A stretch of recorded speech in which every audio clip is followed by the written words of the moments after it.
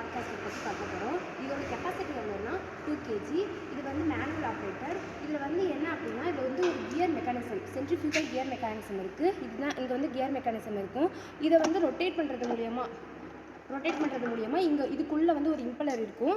அந்த இம்பலர் வந்து சுற்றுறதுனால இதில் வந்து ஃபெர்டிலைசர் வந்து வெளியில் வரும். இதில் வந்து ஒரு வால்வு இருக்குது. இதை வச்சு நம்ம ஃபெர்டிலைசர் எவ்வளோ வந்து வெளியில் வரணும் அப்படிங்கிறத வந்து அட்ஜஸ்ட் பண்ணிக்கலாம். இப்போ நான் வந்து ஃபுல்லாக க்ளோஸ் பண்ணிவிட்டேன். இப்போ வந்து ஃபுல்லாக நான் ஓப்பன் பண்ணிட்டேன். இதில் வந்து ஒரு பிளேடு இருக்குது. இது எதுக்கு அப்படின்னா, பெருசாக இருக்கிற ஃபெர்டிலைசரை வந்து உடைக்கிறதுக்காக இது வந்து இருக்குது. இதில் வந்து ஒரு இந்த பெல்ட் வந்து எதுக்கு அப்படின்னா, நம்ம கழுத்தில் வந்து இதை மாட்டிக்கணும்.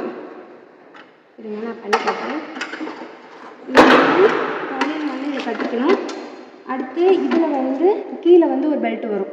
அதுக்கப்புறமேலு இதை வந்து இப்படி பொறுமையாக இப்படியே முன்னாடி போயிட்டே இருக்கணும்.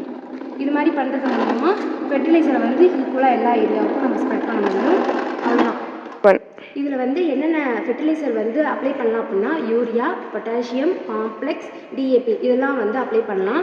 யூரியாவாக இருந்துச்சு அப்படின்னா 2 kg வரைக்கும் அப்ளை பண்ணலாம்.